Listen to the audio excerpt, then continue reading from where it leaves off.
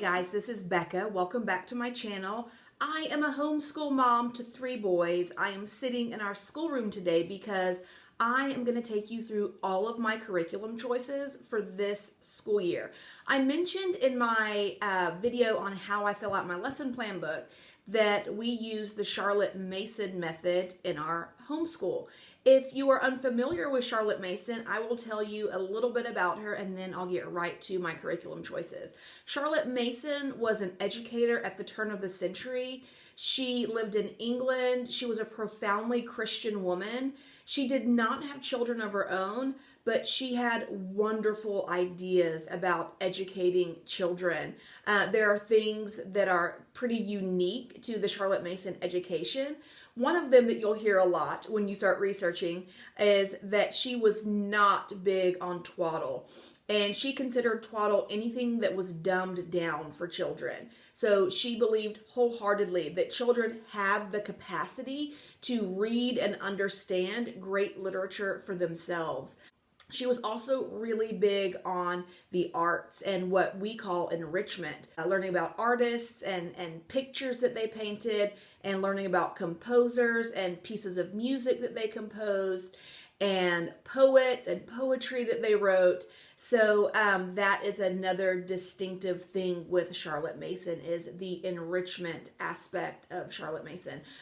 Also, her love of being outdoors and her love of children being outdoors and making connections for themselves, observing things in nature, and kind of, creating relationships with things outside. She was big on a teacher not standing in front of children and just kind of lecturing and kind of spouting off facts, and the kids have to sit there and listen. She was a little more hands-off in that regard to teaching. She loved children to, again, make connections on their own because she felt like it was a better way for them to learn, that it would make learning fun for them. I went to a workshop that Sonia Schaefer, who started Simply Charlotte Mason, and Simply Charlotte Mason is where we get the majority of our curriculum from. Anyway, I went to one of her workshops a few years ago. She was talking about the importance of nature study and being outside with kiddos, and she said something that I've never forgotten. She was talking about the seasons and why it's important for children to be outside, playing during all the seasons. They begin to observe the things around them, and God is in all of those things. So you take a tree in the winter, for instance. The sky, the climate outside is maybe a little darker, a little dimmer or gray. The trees don't have much color on them. Most of them are bare. They're dry. There's no leaves. But as children are observing, year round and being outside, they see the trees start to come to life again in spring. The grass gets greener. The flowers are blooming. Things begin to bear fruit again. And that's important because God created all of those things, and there's order to those things. And it shows us something about our Christian life as well, which is we live our lives in seasons most of the time. So we can go through seasons where we might feel distant from God, or we don't feel like we're bearing fruit and things are a little dim for us. But we know that tomorrow is a new day and that fruit will come, and that in its time, God just brings everything to completion. So I loved that. That really resonated with my heart. I've never forgotten it. And I love seeing the boys make connections as well. I'm leaving a whole lot of stuff about how wonderful she was and her ideas out, but I'll probably end up at some point doing another video and just focusing in on Charlotte Mason and some of her great ideas about educating children. But let's get right to the curriculum. The first thing that we do every day is Bible. So this is the first year that we have used the Action Bible Devotional, and we also have the original Action Bible right here. We read this to the boys about 4 or 5 years ago. They, would be in bed at night. Guy would open this up, and we would just sit there as a family together and read. Took us about a year to get through. And every year that we've homeschooled, I've considered it for our Bible curriculum. But the Simply Charlotte Mason curriculum that I use for history and geography includes Bible as well. So I'd always used that. But this last summer, it was still in the back of my mind, and I thought, you know what, Isaiah's in the 6th grade. I don't know how much longer he might be interested in doing something like the Action Bible for our Bible curriculum. So I went with my mom instinct on that, and thankfully I was right, because they love it. I'm loving it. You just open up to each week. You read a portion of scriptures, and then you just dig a little bit deeper. There's questions that you answer. What do you want to remember from today's lesson? What do you take away from it? There's a call to action. How does God want me to apply what we've just read? I love it, guys. It's challenged me. It's challenged them. We've had some great conversations. So I highly recommend this. There's a key verse that you'll memorize throughout the week, and I typically have them memorize it by Friday. And then again, you answer the questions for that day. So I would highly recommend this. I am completely loving it. The boys are loving it as well. So the second thing I have to show you is from Simply Charlotte Mason. Like I said, the majority of our curriculum comes from Simply Charlotte Mason. So this is the time period that we are doing right now. It's early modern. So on the Simply Charlotte Mason website, she offers a timeline, and I've just followed that since our first year in homeschooling. So the first year we did ancient Egypt, our second year we did ancient Greece, and then the third ancient Rome. Last year we did the Renaissance, and this is where we're at now on the timeline. I highly recommend doing it that way, because seeing the progression of civilization and everything that's happening kind of in chronological order has been really neat. So this is where we're at right now. Like I said, everything that you need for world history, American history, geography, and Bible is in here. Again, we don't use the Bible curriculum. So whenever we get to that portion of that lesson, I just skip over that and continue with what I'm doing. She always pairs geography and Bible together. So I'll just do the geography lesson and, like I said, skip over Bible. So really quick on this, the lesson plan book has everything you will possibly need for that school year. It's also for grades 1 through 12. So if you're schooling children in multiple grades, it's fantastic, because when you open up to the lesson, let me just give you an example here. So this is American history, and I know that because there's a little American flag right there. So lesson 41, the Native Americans, she tells you what books or materials that you're going to need, what I'm going to read to them, and then what they're going to need on their own. I love this. It takes the guesswork out of everything. She already has the book choices laid out for you, and I absolutely love it. So a typical day for us would look something like this. I would open up to lesson 41. Let's just say I'm going to read chapter 10 out of Stories of America on the Native Americans. So I will read this to them. That's the family portion of this lesson book. And then after that, they will each take a book that they're reading, and they will go off by themselves and read it. So right now, Elijah is reading The Courage of Sarah Noble. Isaiah is reading The Landing of the Pilgrims. And then I'll also get some supplemental books that she has in here as well. So we'll read little books that she recommends. Some of these are, actually the majority of them are on the 1st to 3rd grade reading list for this lesson plan book. But I don't care, because I love great children's books. The boys don't seem to mind them either. The illustrations are great. So, like I said, all of that is mapped out for you.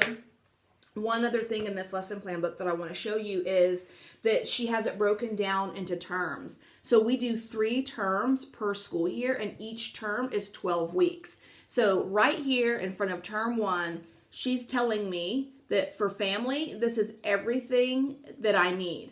And then for grades 1 through 3, I'm going to need these books. For grades 4 through 6, I'm going to need these books. And then I don't have 7th through 9th grade or 10 through 12, but I will next year with Isaiah, so that will be relevant to me. So before every term, she maps out exactly what you're going to need. So I'll look through that term on that page, the beginning of the term. I'll go to Amazon, put all the books in the cart, and then as I need them, I get them 2 days later. So I love that.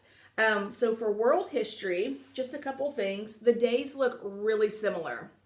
She doesn't do world history and American history on the same day. they're separate days so the kiddos don't get confused. So same thing, whatever lesson I open up to, if it's world history, I know that because it has a little hourglass. Let me see if I can find one here.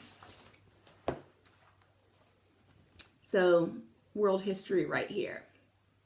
And the same thing, what the lesson's about, materials or books that we're going to need, and then what Elijah's going to read and what Isaiah's going to read. So I will pick up this book, Stories of the Nations, for that day. I'll read whatever chapter she's asking me to read, and then the boys will grab their book that's supplemental to world history. Elijah's reading A Lion to Guard Us right now. Isaiah's reading Along Came Galileo. Love these. Like I said, all of these selections are living books, factual stuff in fun story form. And per term for world history and American history, the boys will read anywhere from, 2 to 4 books in addition to what I'm reading them out loud together. Then the only other thing for world history is this amazing little packet right here. It's the stuff they left behind. We've used these since day one of homeschooling. She has them for every section on the timeline. So we had one for ancient Egypt. We had one for Greece and Rome. So we're here right now for early modern. So depending on the lesson, we don't use this every lesson, but depending on which lesson that we're on, it'll say, pull out the stuff they left behind and show them the picture of Taj Mahal. So I'll pull out this picture, let them know, hey, what we're reading today, we're going to be reading about this particular place, which is Taj Mahal. I'll read a little bit about it, which she provides this little booklet here with everything, all the pictures that are in there and a little bit about them. So this is really fun because the boys can actually visually see something that we're reading about that day. Again, there are several different ones that will go through this school year. Oops, that's upside down. Lots of really fun stuff, guys. So, love this. The boys like it. I'll leave it out while I'm reading. Most of the time, I'll just kind of leave it out for the next few days. They can just kind of glance at it if they want. And then, yeah, that's it for world history, guys. Okay, so the last thing that I'm going to tell you guys about this is the geography lessons in here. So you know that it's a geography lesson because it always has this little globe. Like I said, she pairs geography and Bible together, but we just skip over the Bible section and just do geography. So right here for this particular lesson, it just says Family Geography, complete visit 10 in Visits to North America. So Visits to North America is this little notebook right here. She has them, again, for the entire timeline. Great notebook. Everything's in one place. She has blank maps. She asks you to identify and label about 3 things per visit that you do. So let me just give you an example here. So you open up to visit 1, map the countries. So she has everything labeled on this side. So you look at that together, you point them out, you read them out loud, and then she likes the kiddo to just turn the page here. So not looking at the map you just looked at, and try to identify and label on your own. If you can't, you don't have them memorized yet, that's fine. Just flip back over, look at them, make sure they're spelled correctly, make sure they're in the right place, and go from there. And then down here, there's recommended reading. So right here, she recommends if you have 4th through 12th graders, read together Paddle to the Sea, chapters 1 through 7. And then she's reminding me that for visit 3, I'm going to need a book called Hey Canada. So I've learned over the years that I can just pick and choose which ones I want to do. I'll kind of just look ahead. It can be a lot of reading. So again, that's why I just pick and choose what I want to do. So love it. And then again, in the front of this book here, she gives you a list of all the books you're going to need if you want to do, follow her recommended reading list. So that's one thing that we do in the Visits to North America is map the countries. But the second thing we do in Visits to North America is something called Meet the Families. So on this particular visit was visit 2, Meet the Families. We opened up a book that she recommends. One is Material World, and the other one is Hungry Planet. We have used these every single year with our Visits to notebook. You can't do Meet the Families without both of these books. So a photographer and author followed families around all different cultures, all different races, all different religions. And so we take a look at those families depending on what portion of the world we're studying. So like I said, we're doing North America. So the family that we just did a couple of weeks ago for Meet the Families was the Madsen family from Greenland. So we look at pictures that the photographer took of what a typical day looks like for them, what they eat, where the children go to school, what mom and dad do for a living.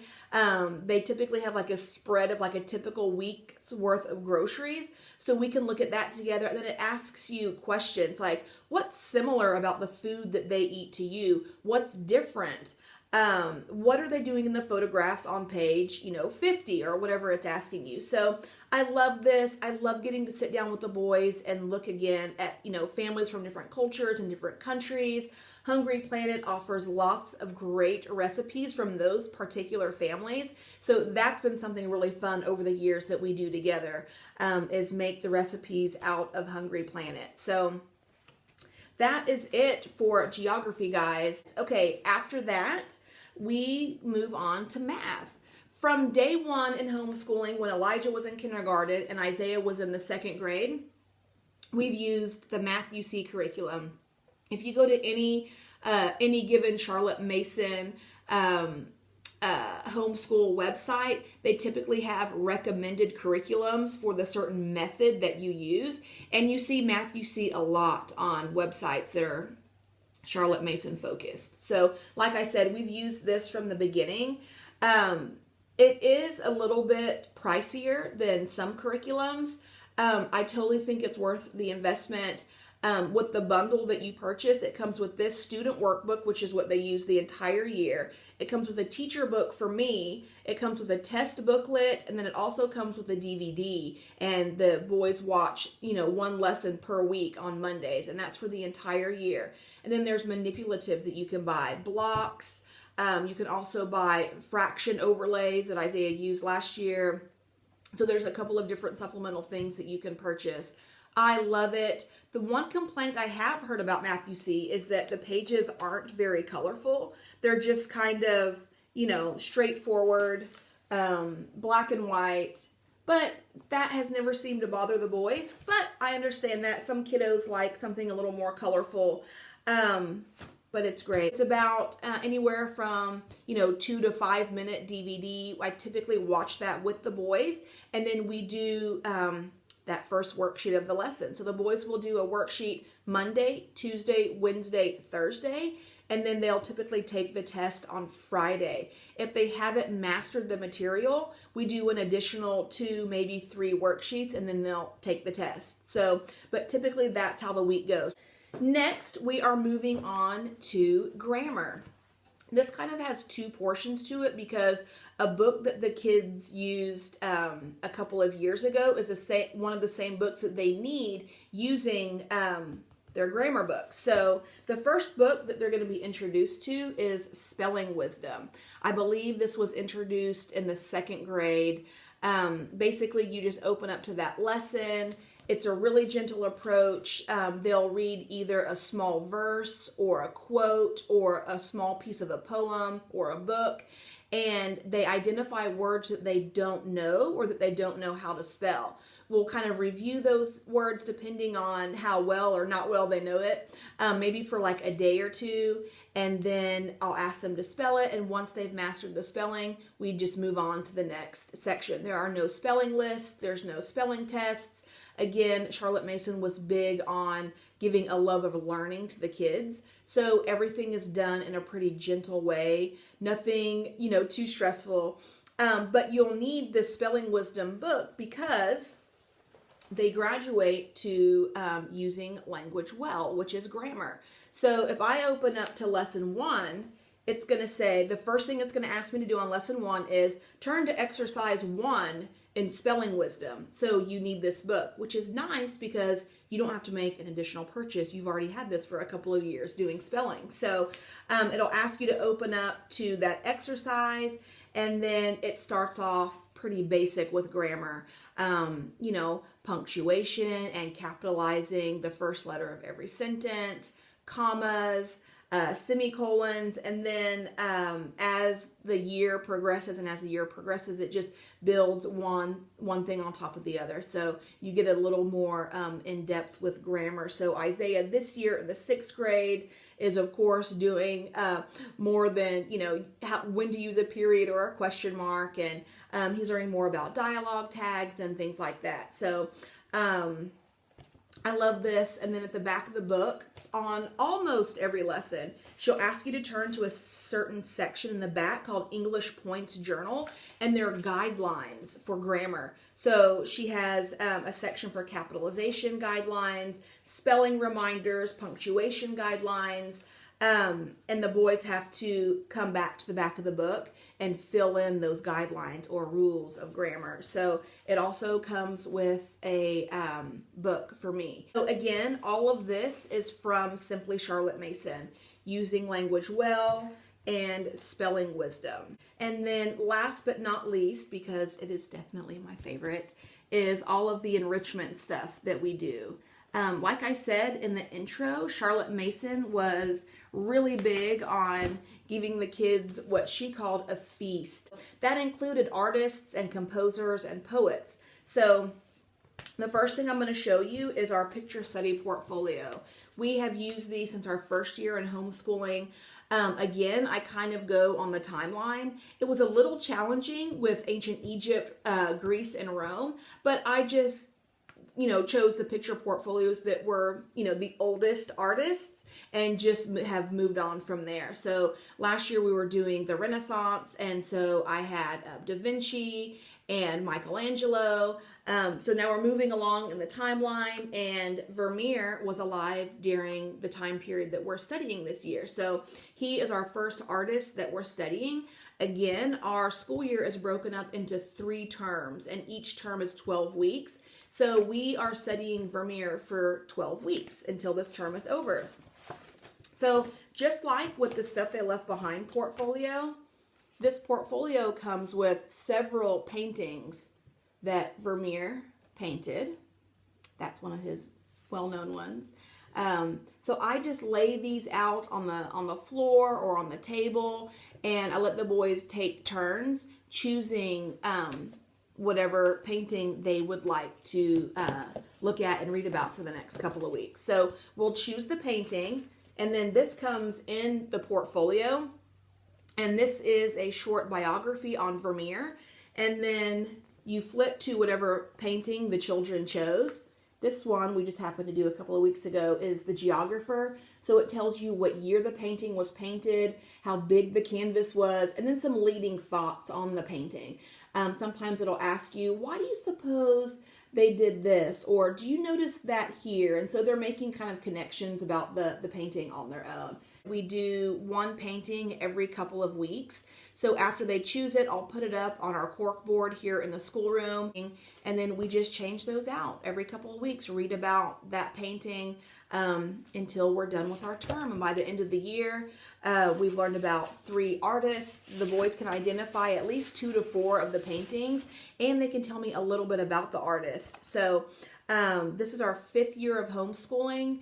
We do 3 a year, so this is the 13th artist that we've studied. I think maybe enrichment can seem a little daunting because I think we wonder what kids can retain, but they can actually retain a lot more than we give them credit for. So I highly recommend picture study. Charlotte Mason was really big on putting quality things in front of children for them to see and behold for themselves the beauty.